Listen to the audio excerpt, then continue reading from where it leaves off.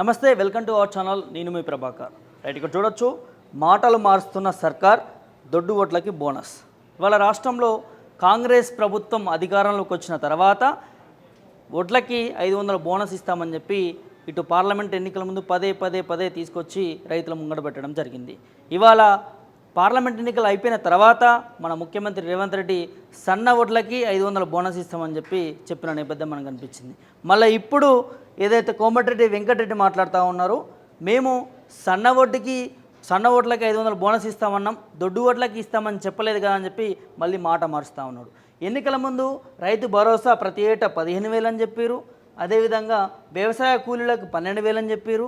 అదేవిధంగా వరి పంటకి 500 బోనస్ అని చెప్పారు. ముందుగానేమో 500 బోనస్ ఇస్తామని చెప్పారు ప్రతి కింటాకి. అది దొడ్డు ఓట్లు సన్న ఓట్లు అని చెప్పలేదు. మళ్ళా మొన్ననేమో సన్న ఓట్లకి 500 బోనస్ ఇస్తామని చెప్పినారు. మళ్ళీ ఇవాళ ఏం చెప్తున్నారు, మేము దొడ్డు ఓట్లకి ఏమని చెప్పినామా, సన్న ఓట్లకి ఇచ్చిన తర్వాత ఒకదాని ఇంకా ఒకటి చేసుకుంటూ వస్తాం, మేము మా మీద బురద చల్లకూరు అని చెప్పి చెప్తా ఉన్నారు. ఒకటే సర్కారు ఒకటే మాటలో ఎన్ని తీరు మాట్లాడుతూ ఉన్నది ఇక్కడ మనకు క్లియర్ కట్గా అర్థమవుతా ఉంది. ఇవాళ రాష్ట్రంలో రేషన్ షాపుల్లో కావచ్చు, అదేవిధంగా ఏదైతే హాస్టల్లో కావచ్చు, సన్న బియ్యం ఇవ్వాలనే ఉద్దేశంతోనే మేము సన్న ఓట్లకి 500 బోనస్ ఇస్తామని చెప్తా ఉంది ప్రభుత్వం. అదే మరి సన్న బియ్యం ఇవ్వాలనే ఉద్దేశంతో నీ ప్రభుత్వానికి చిత్తశుద్ధి ఉంటే, అదే సన్న బియ్యం ఇవ్వాలని ప్రభుత్వానికి చిత్తశుద్ధి ఉంటే, ఇవాళ మరి రైతులకి 500 బోనస్ కాకుండా 1000 రూపాయల బోనస్ ఇవ్వచ్చు కదా. ఎందుకు ఇవ్వట్లేదు మరి? 500 బోనస్ అని ముందుకు వేసుకొని వచ్చింది ప్రభుత్వం, ఎందుకు వేసుకొచ్చింది? అది మళ్ళీ సన్న ఓట్లకి దొడ్డ ఓట్లకి అని తేడాలు ఎందుకు పెడతా ఉన్నారు? పండించిన ప్రతి రైతుకి ఇవ్వచ్చు కదా. వాళ్ళ రాష్ట్రంలో సన్న ఓట్లు పండించే శాతం, రైతుల శాతం ఎంత ఉంది అది మీకు తెలియదా? ప్రభుత్వానికి తెలియదా? ఇవాళ రాష్ట్రంలో సన్న ఓట్లు ఎంతమంది రైతులు పండిస్తారనేది? వాళ్ళు దొడ్డు ఓట్లు పండించే రాష్ట్రంలో రైతులు 80% పైనే ఉంటారు. సన్న ఓట్లు పండించే రైతులు 20% వరకే ఉంటారు. మరి 20% మందికి మీరు రైతు బోనస్ ఇస్తారా? 80% పండించిన దొడ్డు ఓట్లకి రైతు బోనస్ ఇవ్వరన్నట్ట. బోనస్ ఇవ్వరన్నట్టేగా. వాళ్ళు ఏం చెప్తున్నారు క్లియర్గా అర్థమవుతా ఉంది. ఏదో శాస్త్రం ఉంటుంది కదా, ఒడ్డెక్క ముందు ఓడమల్లన్న, ఒడ్డెక్కిన తర్వాత బోడమల్లన్న అని చెప్పి క్లియర్గా అనిపిస్తుంది. ఇలా కాంగ్రెస్ ప్రభుత్వం మాట మారుస్తున్న తీరు. ఎన్ని రకాల హామీలు ఇచ్చిరు ఇలా తెలంగాణ రాష్ట్రంలో. అటు అసెంబ్లీ ఎన్నికల్లో 100 రోజుల్లో 6 గ్యారెంటీలు అని చెప్పి అట్లా తీసుకొచ్చినారు. మొన్న పార్లమెంట్ ఎన్నికల్లో నేను 2 లక్షల రుణమాఫీ చేస్తా, ఈ దేవుని మీద ఒట్టు, ఆ దేవుని మీద ఒట్టు, 500 బోనస్ ఇస్తా అని చెప్పి ఇట్లా తీసుకొచ్చినారు. ఇప్పుడు ఎమ్మెల్సీ ఎన్నికలు వస్తున్నాయి కాబట్టి ఇప్పుడు ఈ నెల 27న ఎమ్మెల్సీ ఎలక్షన్లు ఉన్నాయి. ఈ వ్యవసాయంలో కూడా పట్టభద్రులు కూడా ఇవాళ వ్యవసాయం చేసిన నేపథ్యం మనకు ఉన్నది కాబట్టి ఇవాళ సన్న ఓట్లకి దొడ్డు ఓట్లకి కాకుండా అన్నిటికీ ఇస్తామని చెప్పి మళ్ళీ మాట మారుస్తూ ఉన్నారు. ఇక్కడ క్లియర్గా అర్థమవుతూ ఉంది. ఇవాళ అమలు జరుగుతున్న పథకాలు ఏమున్నాయి ఇవాళ రాష్ట్రంలో? మీరు చెప్పిన పథకాలు ఏం అమలు చేస్తామని చెప్పినారు. ఇవాళ రాష్ట్రంలో ఏం అమలు జరుగుతూ ఉన్నాయి? ఏం చేసినారు మీరు రాష్ట్రంలో? ఏ పథకమైనా చక్కగా ఇంప్లిమెంట్ అయిందని ఒక్క పథకాన్ని చూపించగలుగుతారా ఈ కాంగ్రెస్ నాయకులు? మేము సన్నవడ్లు ప్రజలందరికీ సన్నబియ్యం ఇవ్వాలనుకున్నప్పుడు ఆ సన్న ఓట్లు పండించే రైతులు తక్కువ ఉన్నారు కదా. మరి ఆ రైతులకి సన్న ఓట్లు పండించే విధంగా మీరు పథకాలు ఇంప్లిమెంట్ చేయాలి కదా. దాంట్లో వచ్చిన తెగుళ్ళు కావచ్చు, నష్ట పరిహారాలు కావచ్చు, పంటకు సంబంధించిన ఎరువులు కావచ్చు, ఇవన్నీ వరకు సమకూరిస్తే సన్న ఓట్లే పండిస్తారు కదా. మరి నిజంగా రాష్ట్రంలో సన్న ఓట్లు పండించడానికి భూములు కూడా ఉన్నాయా? సన్న ఓట్లు పండించే భూములు ఎంత శాతం ఉన్నాయో తెలుసా ఈ ప్రభుత్వానికి? అసలు రాష్ట్రంలో ఏ సాయిలు ఎక్కువ ఉంది? నల్లరేగడు ఉందా, ఎర్రరేగడు ఉందా? ఏ భూమిలో ఏ ఓట్లు పండుతాయని ప్రభుత్వానికి తెలుసా అసలు? ఇవాళ కేవలం ఒక పథకాన్ని ముంగడ పెట్టుకొని 500 బోనస్ ఇస్తామని చెప్పి ఇవాళ సన్నవడ్లకి ఇస్తామని చెప్పడం జరిగింది.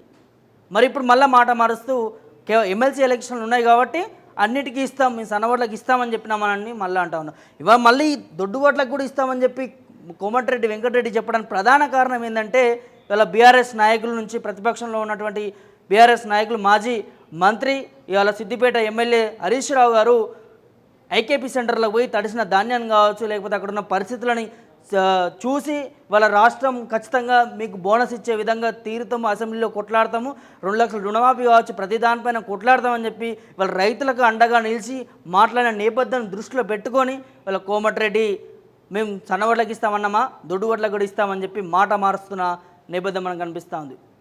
ఇక్కడ క్లియర్గా అర్థం చేసుకోవచ్చు కదా. ఓట్ల కోసము ప్రజల్ని మభ్యపెడతా ఉన్నారు. ఓట్ల కోసము రైతాంగాన్ని ఆడుకున్నది. వీళ్ళ రాష్ట్రాన్ని అప్పులు చేసినామని చెప్తా ఉన్నారు. ఏం చేసినారు మీరు అధికారంలోకి వచ్చిన తర్వాత? మీరు చేసిన అప్పు ఏంది ఒక్కసారి ఒక లెక్క శ్వేతపత్రం రిలీజ్ చేయండి. మీరు అధికారంలోకి వచ్చి 6 నెలలు అవుతా ఉంది, 5 నెలలు పూర్తయి 6వ నెలకు నడుస్తూ ఉంది. డిసెంబర్ 7th ఈ ప్రభుత్వం అధికారంలోకి వచ్చింది. వచ్చిన తర్వాత ఇప్పటి వరకు మీరు చేసిన అప్పు ఒక్కసారి రిలీజ్ చేయండి. మీరు చేసిన అప్పు ఏం చేసిరు, పథకాలు అమలు ఏ విధంగా చేసిరు ఏందని క్లియర్గా అర్థమవుతా ఉంది. ఇలా రైతు బంధు ఇప్పటికి కూడా రాని పరిస్థితి. రైతు బంధు కాదు, సారీ, రైతు భరోసా. దీన్ని రైతు బంధు అన్నదట, రైతు భరోసా అన్నదట. మరి రైతు భరోసా వేసిన నేపథ్యం కనిపిస్తుందా తెలంగాణ రాష్ట్రంలో? ఏ ఒక్క రైతు కన్నా ఇలా రైతు బంధు వేసినారా? 100 ఎకరాలు కూడా వేసినామని చెప్తాడు మన ముఖ్యమంత్రి. ఏకకాలంలో 2 లక్షల రుణమాఫీ చేస్తామని ముంగడికి వేసుకున్నారు. సాధ్యమేనా అది? అవి కూడా డేట్లు మారుకుంటూ వచ్చినాయి మనకి ఇవాళ. అంటే తీరుగా ఏ పథకంలో కూడా ఒక్క స్టేట్ ఫార్వర్డ్ ఇవాళ పథకం ఇంప్లిమెంట్ అయినట్టు లేదు.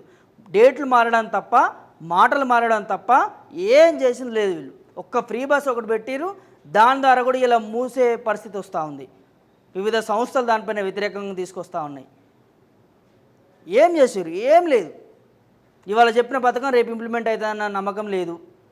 ఇవాళ ఇస్తామన్న 500 బోనస్ రేపు ఇస్తారు చేస్తారన్న నమ్మకం లేదు. ఇవాళ చేస్తారన్న రుణమాఫీ రేపు 15 ఆగస్టు అవుతుందని నమ్మకం లేదు. డొల్లా ఏం లేదు, అంతా వట్టిదే. చూద్దాం మరి వీళ్ళు కాంగ్రెస్ ప్రభుత్వం చెప్పినట్టు దొడ్డు ఓట్లకి బోనస్ ఖచ్చితంగా కల్పిస్తుందా, లేకపోతే సన్న ఓట్లకి అది పరిమితం అవుతుందా? ప్రస్తుతం మాత్రం సన్న ఓట్లకి ఇస్తాం, తర్వాత దొడ్డు ఓట్లకి ఇస్తామని చెప్తా ఉన్నారు. అరే ఐకేపీ సెంటర్లో ఆ ఒడ్లు కొనండి అయ్యా ఫస్ట్. నిన్నగా భువనగిరి ఆంకల్ అటు పోతే ఎక్కడ పోసిన ఓట్లు అక్కడనే ఉన్నాయి. ఈ వర్షాలకు ఓట్లు మొత్తం నాని మొలకెత్తుతూ ఉన్నాయి. ఆ మొలకెత్తిన ఓట్లను ఏం చేయమంటారు? మళ్ళీ విత్తనాలు వేసుకోమంటారా? ఏం చేస్తున్నారు? 2 నెలల నుంచి ఒడ్లు కొనకుండా ఈ అధికారులు, ఈ ప్రభుత్వం ఏం చేస్తూ ఉన్నదయ్యా? రైతులు అరిగోసపడతా ఉన్నారు. రాష్ట్రంలో నష్టపరిహారము కట్టియ్యరు, 500 బోనస్ ఇవ్వరు, సరైన మద్దతు ధర పెట్టరు, ఒడ్లు కొనరు. ఏం చేయమంటారు రైతులనిగా? ఏనాడైనా చూసినామా ఇలాంటి పరిస్థితి? గత ప్రభుత్వంలో బీఆర్ఎస్ ఉన్నప్పుడు ఏనాడైనా ఇలాంటి సిచ్యువేషన్స్ మనకు కనిపించినాయా? ఇవాళ ఒడ్లు పోయంగానే 2 నెలల నుంచి అదే ఐకేపీ సెంటర్లో ఉండి రైతులు ఆవేదన పడతా ఉన్నారు. నువ్వు బోనస్ ఇవ్వకుంటావా, మా ఒడ్లు కొనండి అయ్యా అని చెప్పి ఆవేదన వ్యక్తం చేస్తూ ఉన్నారు. ఒడ్లు ఎప్పుడు కొంటారు? బోనస్ ఎప్పుడు ఇస్తారు? కేవలం ఈ ఎంపీ ఎలక్షన్ల కోసం ఒక డ్రామా ముంగడేసుకున్నారు, మళ్ళీ ఎమ్మెల్సీ ఎలక్షన్ల కోసం ఇంకో డ్రామా ముంగడేసుకుంటున్నారు. మాటలు మారడం తప్ప పథకాలు అమలు చేసే దిశగా అయితే ప్రభుత్వం నడుస్తలేదు. ఇప్పటికైనా ఒక చిత్తశుద్ధితోని రైతాంగాన్ని ఆదుకునే ఒక దృష్టిలో పెట్టుకొని రైతాంగాన్ని ఆదుకునే విధంగా ప్రభుత్వం నడిస్తే మంచిది, లేకపోతే రైతులు ఊరుకోరు. ఇదే బోనస్ దొడ్డు ఓట్లకు కూడా ఇస్తామని చెప్పిన ఇదే ప్రభుత్వము సన్న ఓట్లకు తర్వాత దొడ్డు ఓట్లకు ఇస్తామని చెప్తుంది. సన్న ఓట్లకు కాదు, దొడ్డు ఓట్లకు కాదు, రెండింటికి కలిపి ఇవ్వండి, ఏ ఒక్కదానికి కాదు. రెండింటికి కలిపి ఇవ్వడానికి ఇస్తే ఏమవుతుంది ప్రభుత్వానికి? అంటే సన్న ఓట్లు ఎక్కువ పండించాలనే మేము సన్న ఓట్లకు బోనస్ ఇస్తామంటున్నారు. మరి ఇక్కడ సార్థవంతమైన భూములు కూడా ఉండాలి కదా సన్న ఓట్లకు సంబంధించి. తీస్తారా? లెక్కలు తీస్తారా బయటికి? తెలంగాణ రాష్ట్రంలో ఏ భూ సాంద్రత ఎక్కువ ఉంది, ఏ భూములు ఎక్కువ పంటలు పండుతాయి, సన్న ఓట్లు ఎక్కడెక్కడ వేసుకోవాలి అని లెక్కలు తీసి చెప్పగలుగుతారా? ఆ చిత్తశుద్ధి ఉందా ప్రభుత్వానికి? ఇక్కడ ఒక బోనస్ ముంగడేసుకొని బోగస్ నాటకాలు వేస్తూ ఉన్నారు. ఖచ్చితంగా ఈ దొడ్డు ఓట్లకి సన్న ఓట్లకి రెండింటికి బోనస్ కల్పిస్తేనే ప్రభుత్వం పైన రైతులు ప్రభుత్వాన్ని నమ్మే నేపథ్యం కనిపిస్తుంది. ఒకవేళ దొడ్డు ఓట్లకు కూడా బోనస్ కల్పించకపోతే తిరగబడతారు, ఖచ్చితంగా తిరగబడే నేపథ్యం కూడా మనం చూస్తాం ముందు.